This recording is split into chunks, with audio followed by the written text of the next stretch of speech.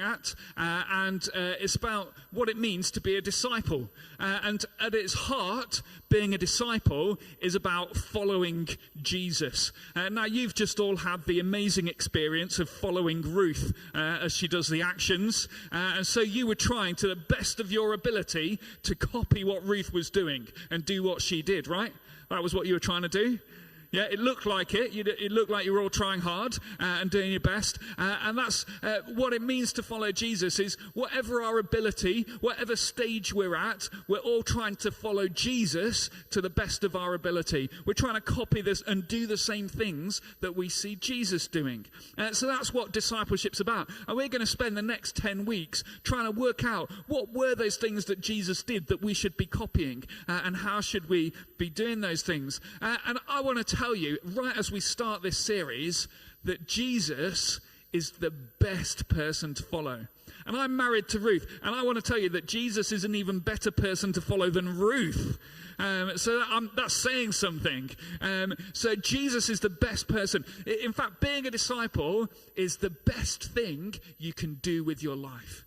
Because Jesus is the best person to follow. Last week, Eden was talking about all the different celebrities that people follow, whether it's footballers or singers or whoever it is. And we follow them, and we might even try to be like them. But Jesus is absolutely the best person to follow. He's the one that we ultimately want to be like. Does anyone have any ideas? Does anyone want to share with us? Why do you think Jesus is the best? Why is he the one that we should follow? Anyone who's... I'm hoping that at some point some of you have come to church because you think Jesus is the best. So I'm hoping there are some reasons out here why Jesus is the best. Hazel's going to kick us off. Jesus is like my brother. He's my perfect brother. And I've been to see this where he was in Bethlehem and Jerusalem. Amazing. He's your brother and your best friend. That is amazing, isn't it? Anyone else want to tell us what's amazing about Jesus? What's great about Jesus? Come on, guys, you need to wake up a bit. You ought to be able to, I'm looking around at some of you and thinking you've been in church long enough to know some good things about Jesus. He's truthful, he's honest, and he's always there for us. Amazing. He paid my debt. Great. Cool. Yeah. Now we're going. He never leaves us. He's always with us wherever we are, wherever we go. Great. Anything else? Why is God so good? Why is Jesus the best? So, he gave his life for our sins, and his resurrection from there for us all. Amazing. So for all of us, died and came back to life again. Awesome. Great. That's a few things. If you're still half asleep, I'll let you off with that for this morning. But you might want to think about what is so great about Jesus. Why do we want to follow him? Because I can tell you that from my point of view, he is the best. And becoming a disciple is the very best thing you can do with your life. Not just you who are sitting here, but for everyone in the whole of Mansfield. I really truly believe this. The best thing they can do with their life is to follow Jesus. So that's kind of what we're all about. So that's why we're going to spend the next 10 weeks learning how to follow Jesus better and more and continuing in our journey following Jesus. So that's the end of this part of the sermon. You'll be pleased to know. We're going to sing again. So as the band come back up, we're going to sing In Christ Alone, which is just a great song for us to declare to each other that it is Jesus. He's the best one. He's the reason why we're following, and there's lots of great truths that we can sing about Jesus in this song. So would you like to stand? And children, Ruth's got an activity at the front, so if you want to come up and help Ruth decorate this banner, that would be amazing during this song. And we're just working out what's great about Jesus as we sing together.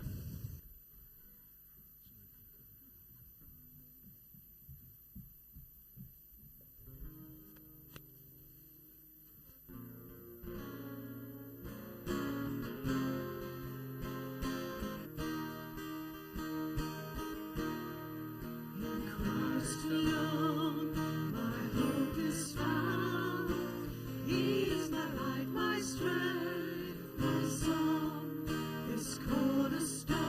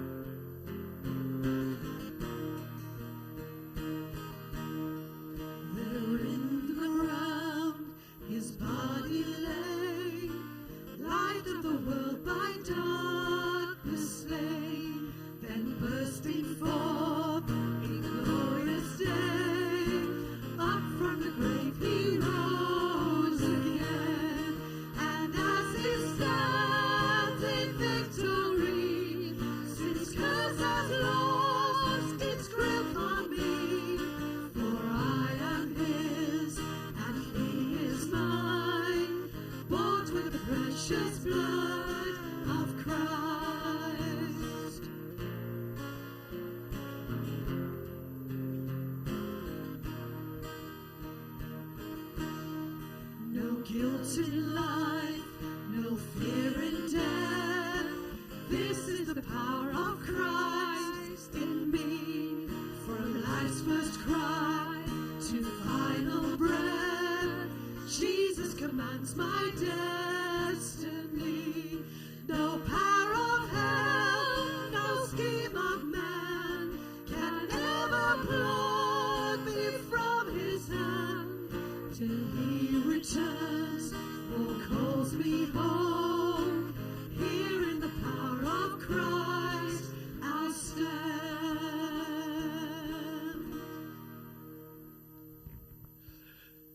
Amazing. We're going to leave these guys down here decorating this beautiful banner as I explain this word that they're decorating. So do you want to take a seat?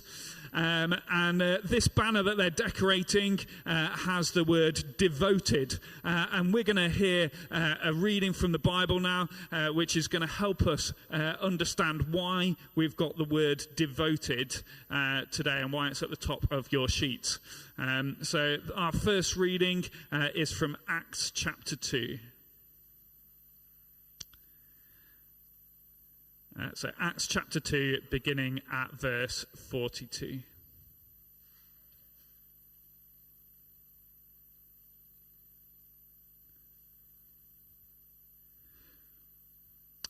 They devoted themselves to the apostles' teaching and to fellowship, to the breaking of bread and to prayer. Everyone was filled with awe at the many wonders and signs performed by the apostles. All the believers were together and had everything in common. They sold property and possessions to give to anyone who had need. Every day they continued to meet together in the temple courts.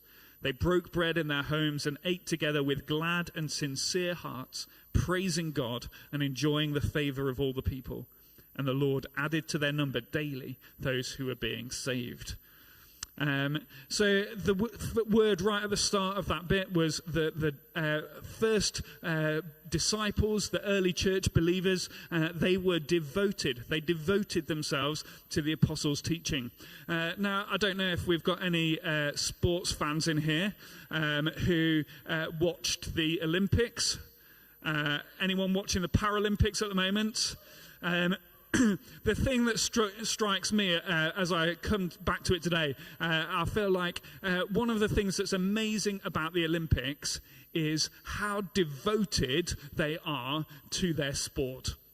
There is no way that you can get to the Olympics to compete, let alone win at the Olympics, unless you really put the time and effort in. You have to be really devoted. It can't just be another hobby for you, unless you're an Australian breakdancer, then maybe you get in. But for most sports in the Olympics, you have to have properly dedicated your life to it. You've probably given up time doing other things so that you can focus on training, eating right, doing all of the right things, training every day to make sure that you can get to the Olympics. Because you need to be at the top of your game and you need to have put in the hours of practice and training to even make it to the Olympics. I think following Jesus for us shouldn't be like some kind of half-hearted, I'll add that on as another little club to do. I'll show up on Sundays and put my arm in the air, and that'll be lovely. I like hearing about this Jesus guy, but then I'll just go off and live my life like normal. I think we should be more like Olympians as disciples, that we want to take it so seriously that it's part of our everyday life, that we become followers of Jesus, not just on a Sunday, not just once or twice a week, but all the time, every day. That's what it means when they said they devoted themselves to these things. And there's a whole list of things that they were doing. They weren't just turning up to church. There were a lot of practices that they were doing that showed that they were Jesus' disciples. And where did they get all these ideas from? Where did all these practices come from? They came from copying Jesus. They said, what did Jesus do while he was here with us? He did this, this, and this, and this. So what do you think we should do? Let's do this, this, this, and this. And so they were copying what Jesus had shown them. And we still copy that to this day. That's what it means to be a disciple, is we're still trying to copy those same things that Jesus did, day in and day out. We don't want to be those who just kind of sit on the fence, people who are only Christian when it's convenient for them. We want to dive all in. Like Ruth was asking at the beginning about what it means, like any examples where you had to go all in the summer. Where you just had to dive in with your whole heart. That's what we want to be like as disciples. We want to dive into discipleship with our whole heart and choose to follow Jesus. And Jesus said this. Apologies for the screen, by the way, it's on and off. But Jesus said this, if we can have the other verse that's up just from Matthew 16. Jesus said this to his disciples, whoever wants to be my disciple must deny themselves and take up their cross and follow me. It's actually quite a serious commitment. It's a big challenge. It's not something to be taken lightly. And it is something we choose. It's not like we're born as disciples. It's not like our parents can decide for us and say, you are now a disciple. It's something that we decide for ourselves. We say, I want to follow Jesus. I want to be a disciple of Jesus. I want to learn from him. I want to follow in his ways. And so that's what we're really thinking about today. What would it mean for you to say, I want to follow Jesus? I want to go wholeheartedly all out for him. I want to be devoted to Jesus. And so we're going to have a chance now as we're going to sing our next song. So I'm going to start inviting the band up again. We're going to sing a song called Oceans, which talks about stepping out onto the waters in faith. And it might be that for you, this is a chance for you to say, do you know what? Maybe it's been a while, or maybe I've never fully given my life to following Jesus. I want to choose in this moment to follow Jesus. Or even if you've done it before, you might want to just be like, God, as I sing this song, I want to dedicate my life to you. I want to go all in. I want to be wholehearted and devoted to you. So use this song as your time of prayer, your prayer response. And if you particularly want to pray with me or with Ruth, if you want to come up to the front here, we'd love to pray with anyone who wants to pray and say, I want to give my life to Jesus today. So let's stand and sing this song together.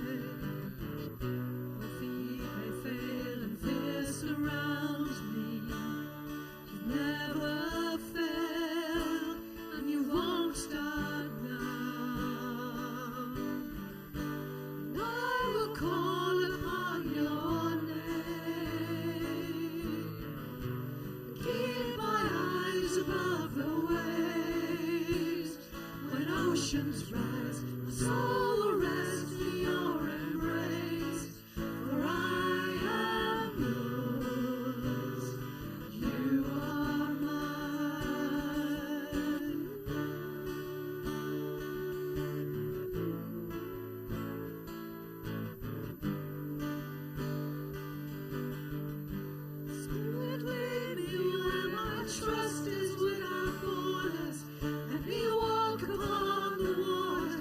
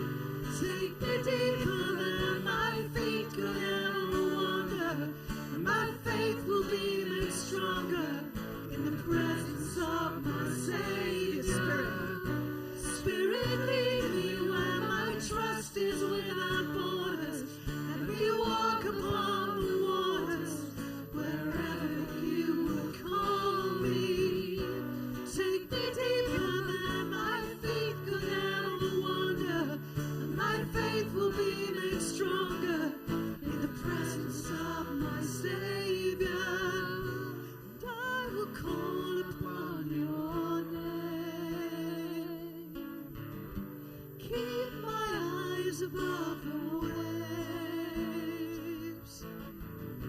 My soul will rest in your embrace, for I am yours. You are mine.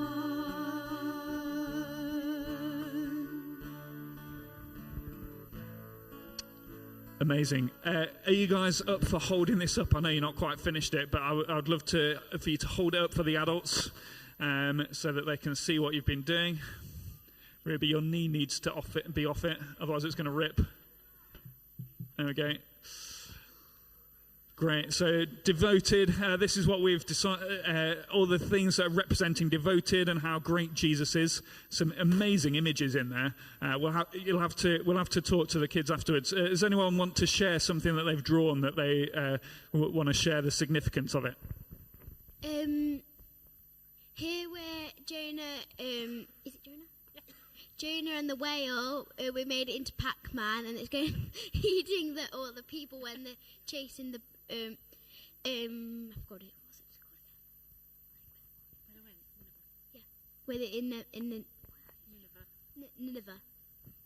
Brilliant. I mean, I love that that's on there because wasn't that, like when we looked at Jonah, wasn't that a fantastic story of how just a whole city of people just said, we're going to devote ourselves to God? Well, I pray that happens here in Mansfield. Thank you for putting that on it.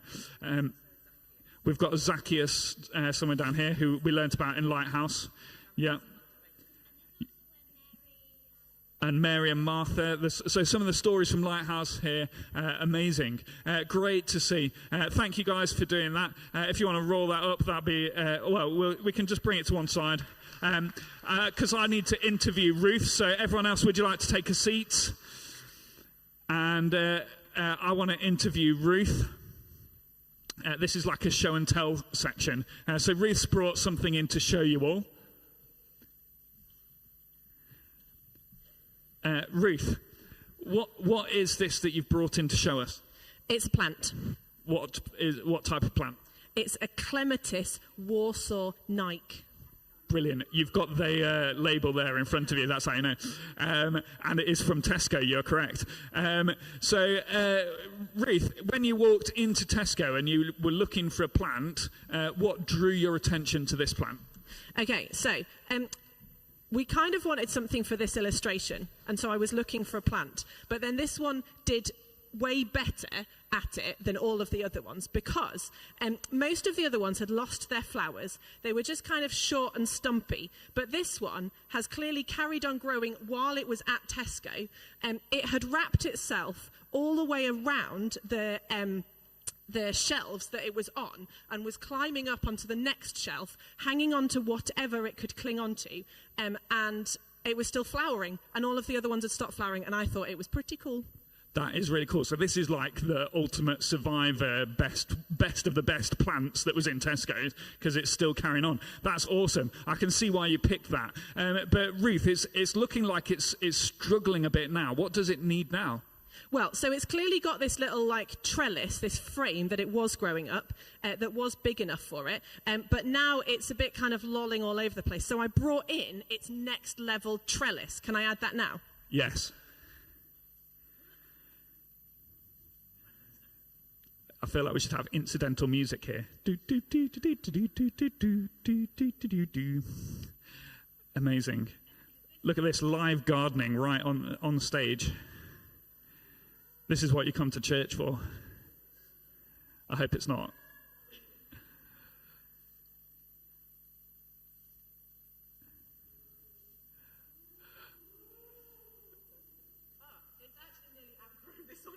Whoa, we're going to need an even bigger one for it. And great.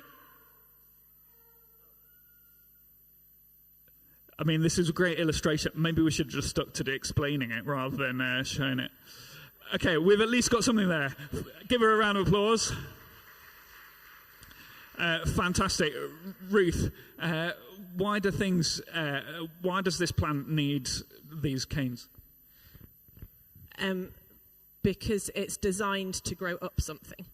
So clematis isn't something that just stays in a little shrub. It goes up and it goes wild. So that's why I wanted to buy it, because we've got an area in our garden that's really boring, and we wanted something to grow up and cover it. And so it needs something to hold on to, something to kind of base its life around, because otherwise it just flops on the floor and doesn't do anything. Amazing. And that's what enables it to grow more flowers, clearly, because that's why it beat all the others. Brilliant. Thank you, Ruth. You can go and sit down. You can leave your plant there. What I thought would be good for us to do, and I've told all of the other preachers this as well, is that as we go through this series of discipleship, I wanted us to have really practical things that we could put down on a little plan for ourselves. So hopefully you've all got one of these.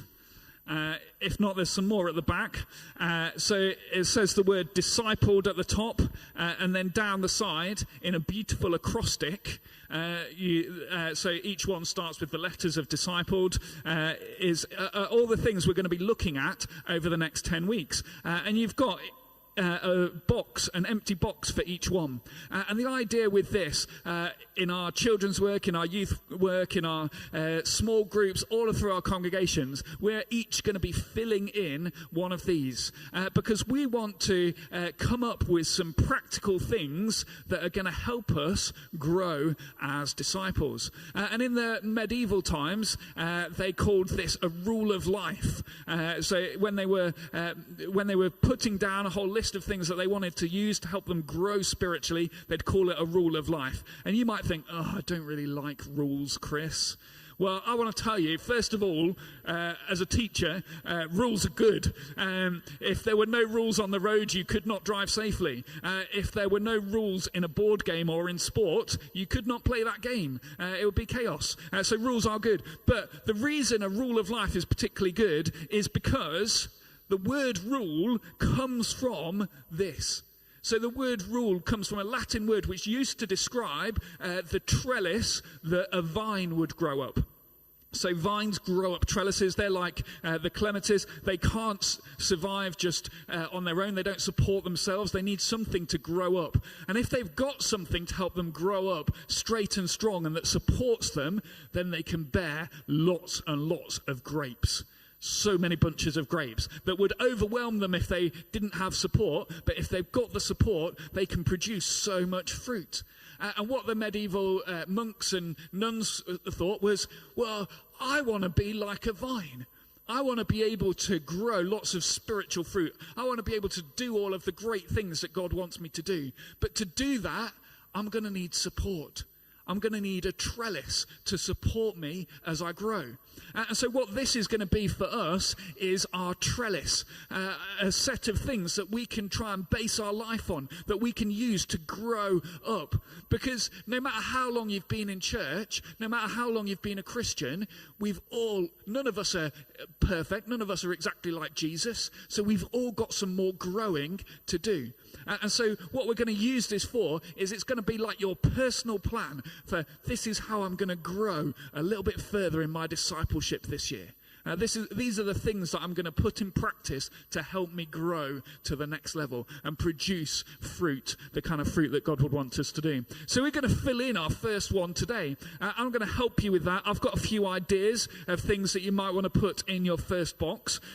So I'm just going to read out some kind of ideas of what you might put into there, because I want you to have some idea. And I've asked all of the preachers to give you some ideas. So every week, hopefully, you should get some ideas of what to put in it. And you can fill it in live in the service, or you can kind of go away and think about it a bit, ask God about it, fill it in later. You could fill it in as part of your small group time if you're in a small group. It would be a really good way of doing it. And we're going to, for future weeks, we're going to have post-it notes at the back of church so that if you haven't brought this with you because you're scared of losing it, not because you forgot it, obviously, you can grab a post-it note from the back of church, write it on there, and then take the post-it note home and transfer it onto your rule of life. So here are some ideas for what you could put down for this week for Devoted.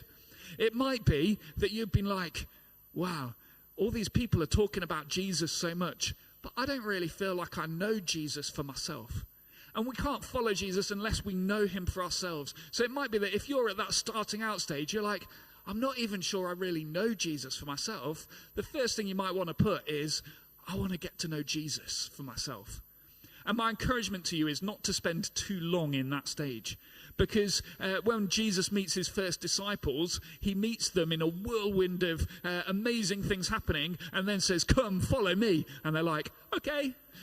So don't spend too long being like, oh no, I just need to get to know Jesus a little bit better before I follow him. If you know Jesus, you're ready for the next stage. And the next stage is going, I make the choice. I want to follow Jesus. I want to be a disciple of Jesus. I'm going to follow Jesus. So it might be that you've never kind of said that to yourself. You've never gone, yeah, this is my choice. I'm going to choose to follow Jesus. It's not my parents' choice. It's not because I've grown up in a Christian country. My choice. I choose to follow Jesus. Or you might want to put something like, I'm going to give my life to Jesus. You're like, this isn't just about Sunday for me. I want to give my whole life to Jesus. You might want to use some of the language that we've talked about in this thing to remind yourself, to give your spirit a clue to say, I am devoted to Jesus. I want to follow Jesus with my whole heart. I want to go all in for Jesus. I want to make Jesus the center of my life. Something just to refocus your energy and your heart on Jesus as we go through this series. You might want to put in something like, I want to put Jesus first in my life. Jesus is the number one thing in my life. I'm going to make Jesus the Lord of my life. He's going to be king of my life. He gets to be in charge, not me. Okay? He's going to be the one in charge. He's going to be the one that gets to rule over my life. I'm going to step down from that and let Jesus be in charge. And if you've been a Christian for a long time, you might well feel like, well, I've made all those steps. Maybe that would be a good reminder. But what you might want to do is go away and think and ask God and pray and say, God, is there an area of my life where I'm not letting you be Lord? Where I've not put you first? Where I've gone my way and I'm not listening to what you say? Okay, so it might be that you go home and you spend a bit of time in prayer and you feel God going, what about this area? What about this area of your life? And you might want to put something really specific down, something that's so specific for you. It's not for anyone else, but it's an area of your life where you say, I want Jesus to be Lord of this part of my life. Okay. So those are some things that we could that you could put in. If you want to write something down now, you'd be very welcome. Ruth's going to lead us in some prayers to help us with that and to also pray for the world. But if you want to write something down now, commit to it now while you can still remember, or go away and think about it and pray a bit more. But we're going to continue in prayer now.